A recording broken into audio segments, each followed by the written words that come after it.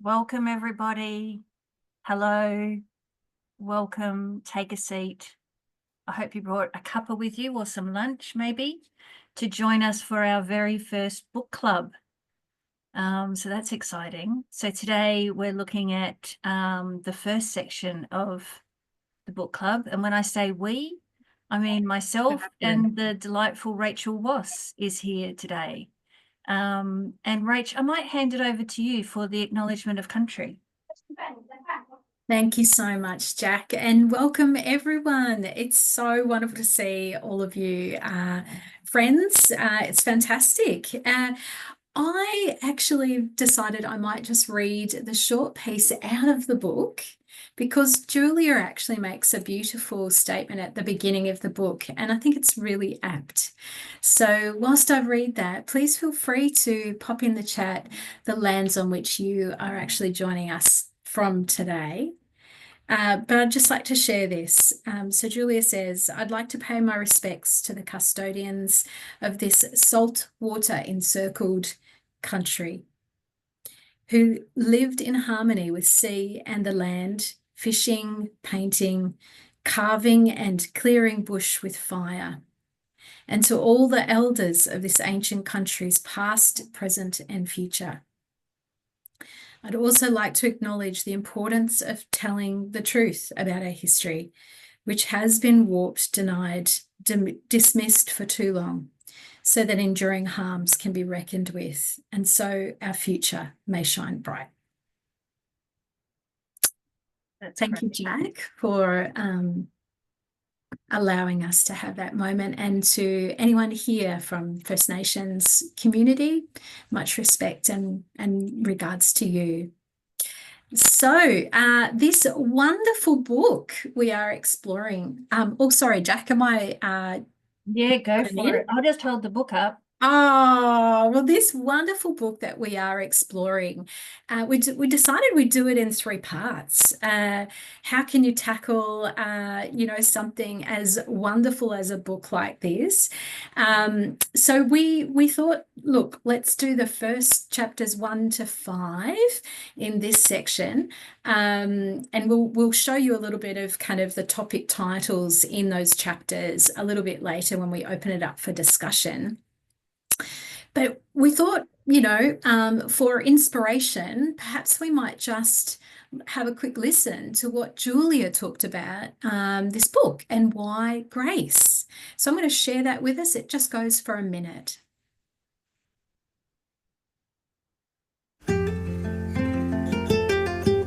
When I had finished my book called Phosphorescence, I was so blown away by the response in letters, in emails, in messages from people saying they felt the same as well, that they too hungered for awe and for wonder and astonishing beauty. And it struck me in that there's also something else that we don't talk about, and that is moral beauty. That is those moments that we see of such decency that it stops us in our tracks.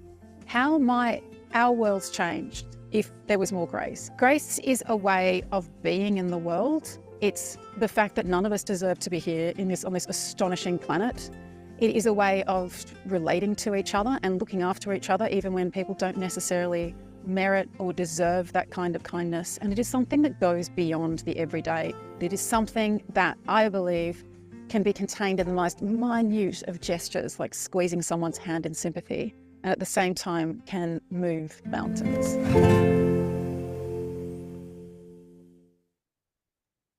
Yeah, it really helps, doesn't it, to get her take on things, I think. That little backdrop. I know that spoiler alert, Rachael and I have already started our conversation about this book, so we're just continuing it on here with you all. But one of the things that I really enjoyed about this book was the first part, where she kind of plays a lot with what is grace to her, what are some instances of grace. And I feel like that sort of has been more instructive, if you like, to me than some of the later chapters that we're looking at, where she does quite deep dives into storytelling. But one of the things that I thought would be good to start with is she talks about her own definition of grace and that there are 3 types.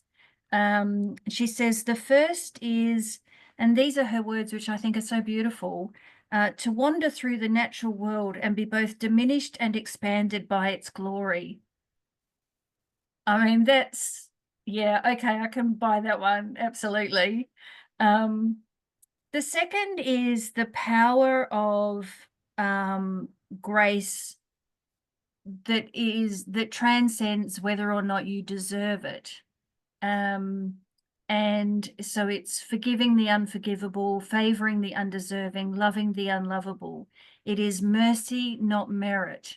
And I think that's a beautiful way of sort of encapsulating what we think of as grace as well. It's mercy, not merit. The third one is the one that I'm struggling with, which is the ability to see good in the other, to tolerate difference, and to continually plough lives, conversations, and public debates with the belief that people can change and that what we fight for is joy and beauty as well as equality.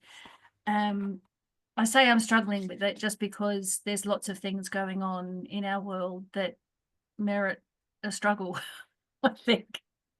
But Rach, what grabbed you about this book when we first started reading it together?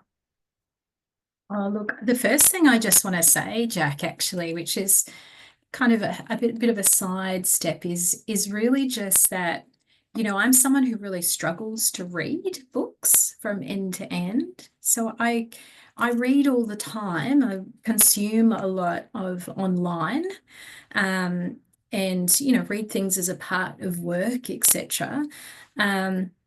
But I came to a book club via the beautiful Mary Freer from Compassion Revolution.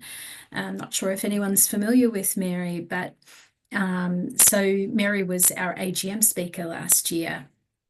And she ran a book club, and it was a way for me to re-engage with books.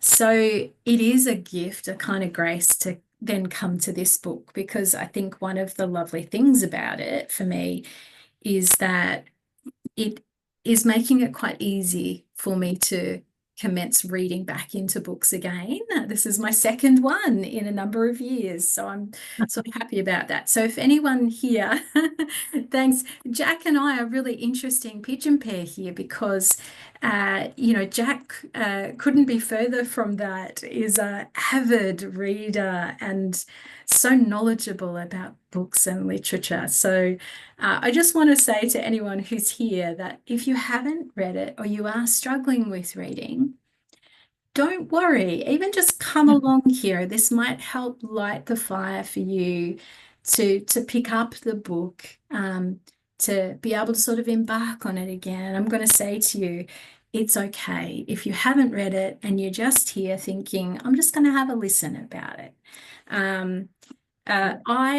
Jack, I always love something in which I can learn something new, that there's some beautiful moment of delight in it. And so that's one of the things I think that's lasting with me, in the impression of, I guess, particularly the early part of the book so far, is there's wonderful snippets of information that I'm retaining in my mind. But I'm not sure if that speaks to you, Jack, or anyone in the audience. Yeah. Obviously, we'd love to hear from people too. It's at a certain point. I agree. I mean, one of the things I mentioned to you this morning, but one of the things that really has struck me is some of the comments that she makes around hands and the importance of hands. And I've marked some of the passages she said in that little video, right? She said one of the ways is just the squeezing of someone's hand in sympathy. And I think that is such a beautiful image, because we can all imagine what it's like to be the giver and the receiver of something like that, of the squeeze of the hand. And let me see here. I'm going to page 7. That's where I've made my own note about the squeezing of someone's hand in sympathy, when she's listing a whole lot of definitions of grace on pages 6 and 7, and I've added to that her squeezing someone's hand in sympathy. And then we've got the story of filling up the rubber gloves with the warm water and giving those to patients who had no one during COVID, so that they could have that tactile sensation of someone holding hands, and the importance of that. And then you've got the opposite almost of that, of one of the nurses saying about the pandemic, that her biggest trauma from the whole pandemic is one of my dying patients only feeling my gloved hand holding theirs as they passed. It wrecked me for months. And yet we're also hearing that holding hand can be the most glorious piece of grace. So to have this example here, as well as something of holding a hand causing grief, it's just a compelling sort of two sides to the coin. I just found these little instances of talking about this little gesture of love that we recognize, that holding hands is something really profound, and does something to us. And maybe what it does to us is offer grace. So beautiful, Jack. I love that. That is so beautiful. Yeah, that harks back to another section, I think, about which probably comes a little bit further in on the book, but it's about those the research about the mother, and how DNA and different elements is passed from one to the other, and the holding of your mum's hand, when Yeah. you're very young, Yeah. that process, and that yeah, there's a yearning for that again through moments of our life, whether it's reflecting back of people. All of us probably here have experienced those times when we've witnessed people who are passing, end of life, and those moments where people do call out for their mother, for that and a touch of her hand sometimes, and presence is yeah, where grace finds itself. And but I also like the idea of there's a section here where it says, regardless of the context, grace is at least a little unexpected and out of the ordinary. Yeah. Yeah. Yeah. We were talking this morning of grace like a mystery, weren't we? And she has now I'll see if I can find she talks about our lives having a gravitational dynamic, that it's ruled, if you like, by so many gravitational forces, and grace is the exception to this.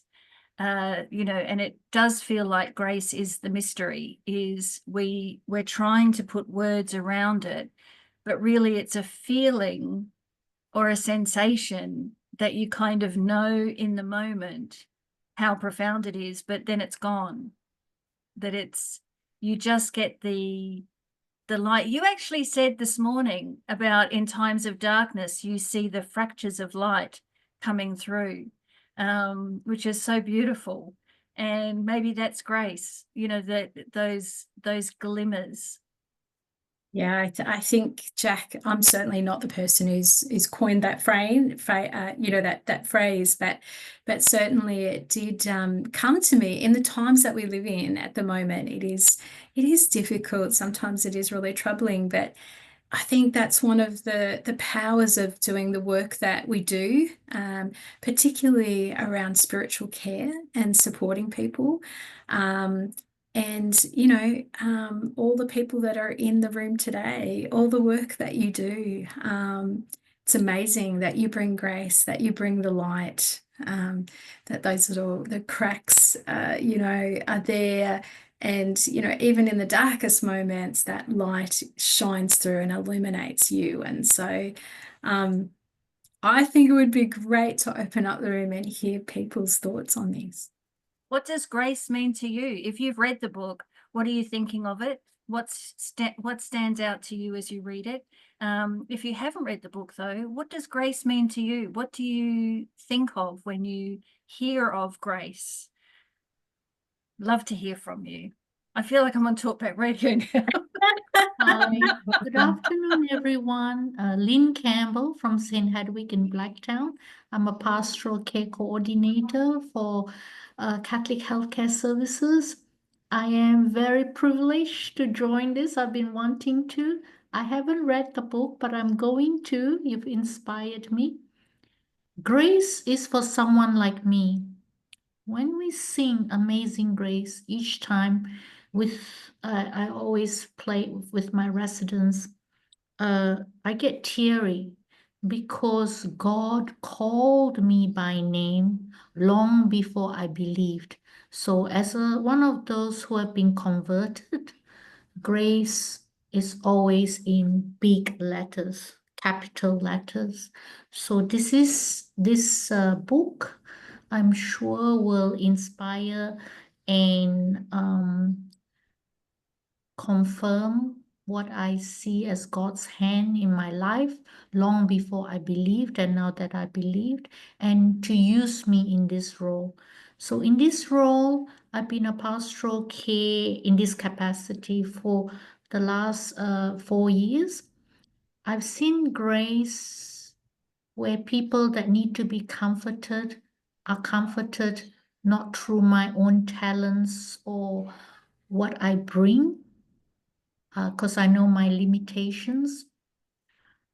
I see grace when our residents say that they're in a spiritual distress and they are being able to be comforted. I see grace where people who are dying that long to see the very last person that they haven't seen for 17 years to turn up, and that person still hasn't turned up.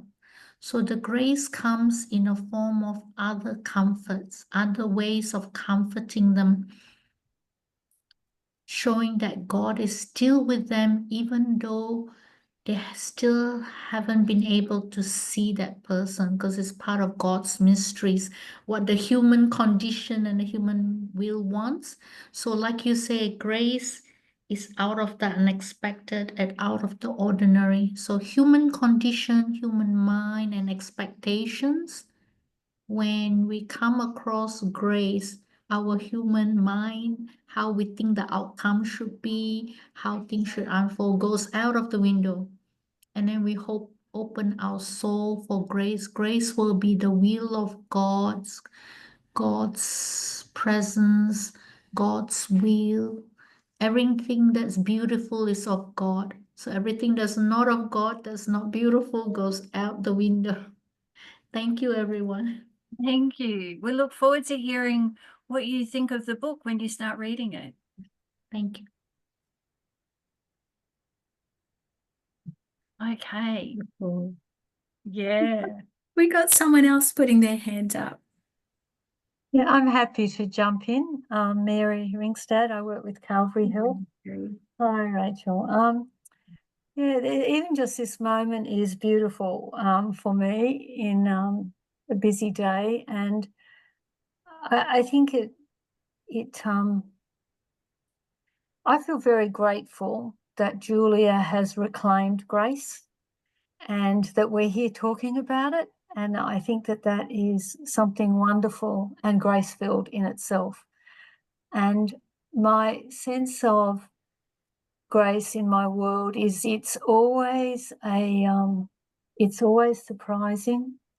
It can't be manufactured. It can't be controlled, and it's pure gift. And I'm very aware at the moment. I spent many years working in pastoral care role in a busy, big regional hospital, and just going to the hand example, Jackie, I was straight back at the bedside of an elderly woman who'd had a catastrophic event.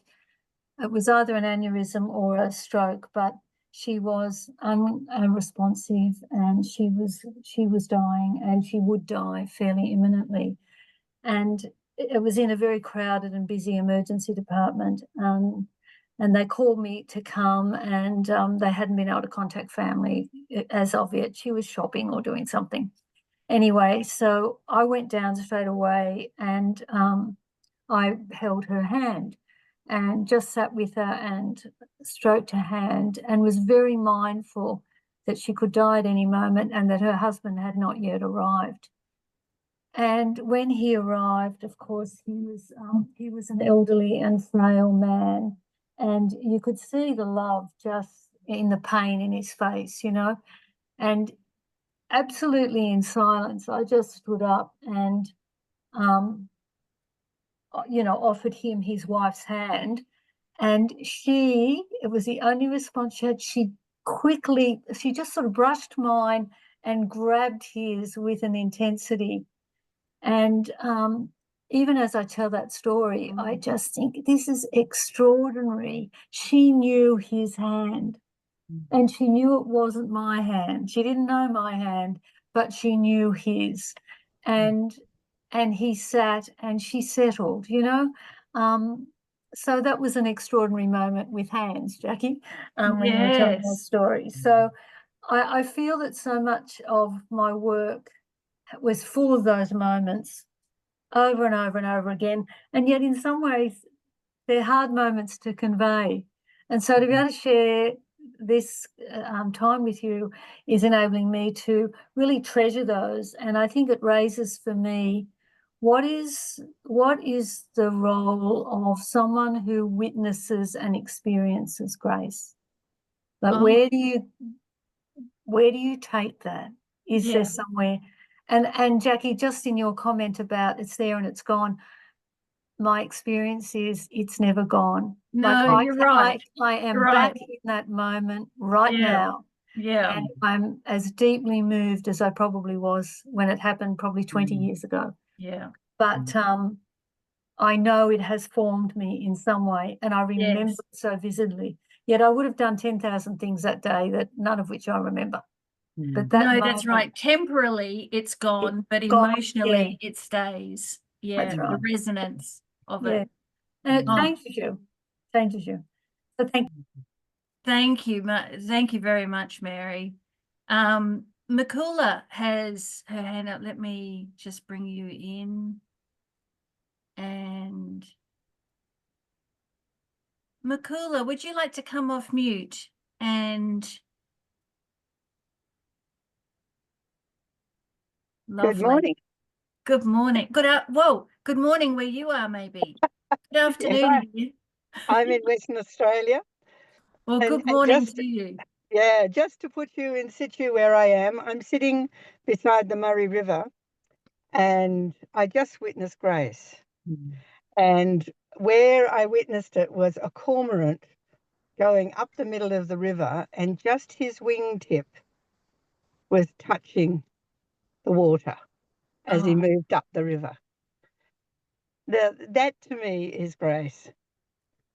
And I'm a spiritual care worker for end of life. I work for Silver Chain Palliative Care, and I'm their spiritual care worker in the whole of the south of metropolitan area, which is a huge area that I cover. So I'm on the road quite a bit, and I try to find places of beauty to stop where I can make phone calls and all the rest. And so this is my office, is in my car.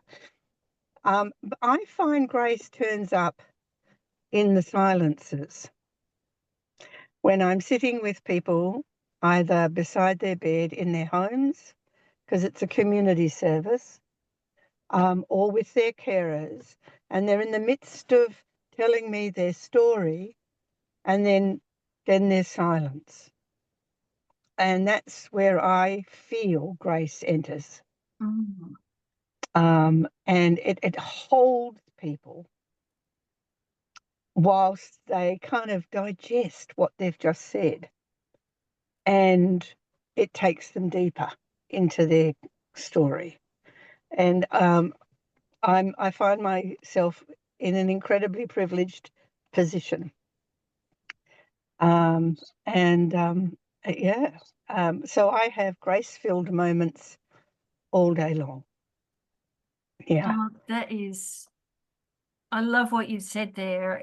It makes me think of what Julia is saying in the book about gravitational forces and then grace as being something other, because when you think about silence is something other, isn't it? Yes. I mean, Yeah. apparently nothing is happening in that time except it is. Oh yes. There's Yeah. certainly something going on. Yeah. And it's actually indescribable.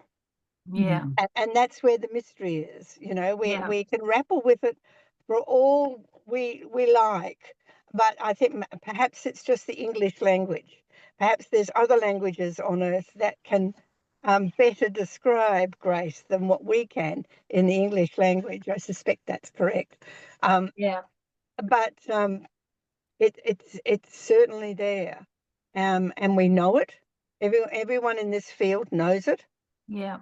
Has experienced it, continues to experience it, and it informs not only those that we are with, but ourselves. Yes. Yeah. Yeah. Almost will. It's lovely to be here.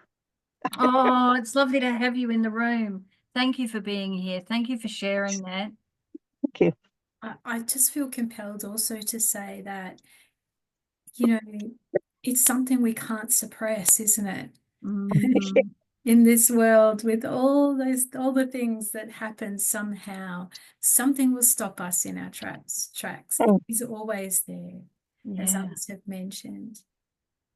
Is it Carolyn? Yeah, Carolyn's here. Let me get you there. Welcome. Hi, Carolyn. Oh, we can't hear you. No, and you don't seem to be muted. You're back, but very hard to hear, dear Carolyn. Is there somewhere you can turn up the sound of the door? Ah, what a shame. That is a shame. Oh, Carolyn. I don't know if it's easy for you to write in the chat, being on the mobile probably, but or if you want to do that, we'll make sure that we read out what you'd like to express, to make sure that others can share it as well. Can see lots of amazing faces on the call today, who I know will have such a more profound way of describing this book or insights than me. Oh, here we go. We've got one of those exactly there, Joe 10. Joe, you came in at the right time. Please share. Hi, everyone. I am pleased to be working through this book again through the book club, because I've realized that the value of a book club perhaps is revisiting what you've just read. Because it took me a while to get into this book, and I wasn't sure that I would, see where it would go. So I just interesting whether people felt like that as they were going through. But given the kind of range of people that I'm sure here work in sort of these kind of settings where you are dealing with people in difficult circumstances, I just wondered whether anyone felt that this was a really kind of affirmation of what people did, or whether there was an aspect of, gee, what I do is kind of hard, and it's lucky that I've got some internal ability to separate out perhaps these experiences, and perhaps that is part of the experience of grace, is being able to not necessarily feel like it's drawn you into a difficult situation, but you've been able to be there as someone who's sharing the experience, I guess. That's raising excellent questions. And I'm immediately taken to the poem, which was about being just a nurse.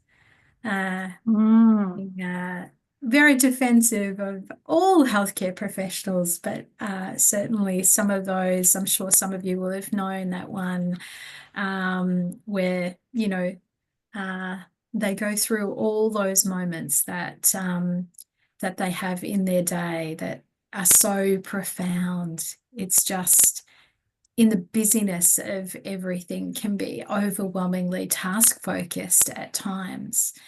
But when we have those moments to connect just that humanity or to our sense of spirit, there's these moments are kind of, for me, I perceive them to be quite refreshing for the spirit, refreshing to give us energy to carry out that work. But that's just me. So I'm going to zip it now.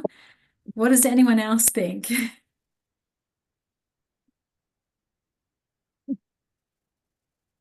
Oh, here we go. We've got Right, narrator. I don't know if my name comes up properly. It does. Welcome, narrator. I was just going to say, I think like we do focus on the end, and that's probably the most emotionally hard for us working in the area. But, you know, I'm in aged care, and so the room doesn't stay vacant for very long. So you've just sort of coped with the loss, and then you're welcoming the new person. And I think that's actually where I find grace a lot. You often have someone who, if they did understand where they were coming, they didn't quite get it, and then the reality of it is all very different. So I find grace to me is, as well, I'm an introvert, even though I do this pastoral care job, but is being able to still find that connection with people when they move in, and to, you know, be the one who just sits in the garden with them for a while to reassure them that they can still do that if that's what they love, or to come and show them the little library if that's what they loved. So to me, that's sort of the grace part of it, of that, you know, dealing with the next step and it being okay to take as long as, you know, they need for it to happen. It just makes me feel like I want to exhale. Thank goodness that you do that for you know, this work. Gosh. And I think, you know, you talk about having seen the end of someone's life and then welcoming in someone new, and you must bring forward some of the person whose life has ended into that next, you know, there's sort of a continuity there that feels really nice as well. Yeah, it's been interesting. I mean, you make connections in some people's room you still think of as, you know, that was their room from 5 years ago. But often, like we had one case where the person who moved in was a friend of the daughter of the person who was there before. And sort of, you know, their family were like, oh, Mum, how can you go back into that room? And she's like, but I don't find it upsetting. I find it nice. This is where my mother was cared for. Now I can help support my friend in the journey. And so it's sort of, I guess, that kind of feeling that you bring to it is. Yeah. It's about being brave too, isn't it? Sometimes to feel grace, to feel these feelings that we're talking about. There's a certain courage required of our heart to trust that it won't break it. It will only strengthen it. It will only make it bigger. You know, I think too about the definition that Julia gave about in undeserving moments. And I don't know about anyone here, I'm sure, because we're all human and of a certain age or older, we've witnessed this in our own relationships, that sometimes just by putting aside a difference and stepping into a feeling of I'm willing to risk this. I'm willing to risk this for the sake of the relationship. I'm willing to put aside my ego. I'm willing to forget the blame of who's right or who's wrong and just take the next step forward. That's definitely part of a manifestation of grace that I think of and that I have felt in my life. And I think yeah, there's just sometimes it's these little acts of courage that bring grace into our world, into our lives. Thank you, Nerida. Now, Carolyn has got on the chat, and let me just see here. Just been talking with some of my team, a story of sitting in silence and realizing that this isn't a place of weakness or inadequacy, but actually a gift of grace. Yeah. Yeah. Thank you to everyone who's noting in the chat as well. I see Catherine. Welcome, Catherine. Hi, I was just going to echo what Nerida was saying. My own father, in his room where he died, where I was the chaplain, a good friend of my mum's moved in and asked permission to move into that room. Was it okay by us? And we were just thrilled for her. But also that acknowledgement of giving grace to yourself in those hard moments of, okay, I do have to step back in because I'm still the chaplain and I will be chaplain to that person. And now I have to step into that space. So regardless of the relationship you had with the person previous to that, you have to give yourself grace to then step in afresh. And I think we get grace given to us again to help us and strengthen us. And then we can offer more grace to other people as well. That's the hardest one, isn't it, Catherine? It is. It is. I was going to say I love the word unreasonable, and I know Rachel's heard me talk about it before, but I think of grace as unreasonable blessing, and I think of it as above and beyond what we expect or can ever achieve or earn. It is just unreasonable to us, and it is a gift. And that's my big takeaway, that it is that an absolute gift to ourselves is that we can give to ourselves as well as to others. Yeah, that's great. Thank you. Zach. If we got any other hands up, I just should check that first. No hands up. No hands up. I was going to say there was one that also I learnt through the book, which was about the super blood donors. Oh, yeah. Any of you who've read it, wasn't that amazing? I didn't realize there were people who give, 425 times in their life, thousands of times. I think it's lots. Yeah, there's one person, it's 1,000, isn't it? It's just over 1,000. And there's a little excerpt that says, can there be a simpler example of grace? There are anonymous donations. These are anonymous donations. You don't know who your blood will go to and what exactly it'll be used for, whether the person into whose veins your vital fluid is infused could be a teacher, a sex worker, a typist, a snake handler, or a real estate agent. You don't know if or how they vote, if they're good sons, daughters, parents, wives, or husbands. And I love this, if pot plants wilt or bloom under their touch, if they believe in horoscopes or conspiracy theories, raw meat diets, or the power of human kindness. You don't know if they send mean tweets, refuse to give way to other cars in traffic, bully their siblings, or to cheat at Monopoly. All you know is that there is a need and you can meet it. Yeah. Love that. Yeah. How awesome. Now, Super goodness. here's a question, and maybe I'm looking at the time, it's 1:41, so we've gone over, we're in the 40-minute mark now. And so we probably need to wrap this up ahead of our session 2 of the book club, which will be in a month. But one of the questions that I have, which maybe we can visit there as well, is how does showing grace differ from, is it different from, and if it is, how, from random acts of kindness? Hi, how are you? Yeah. I'm just going to, oh no, they've muted themselves, so that's good.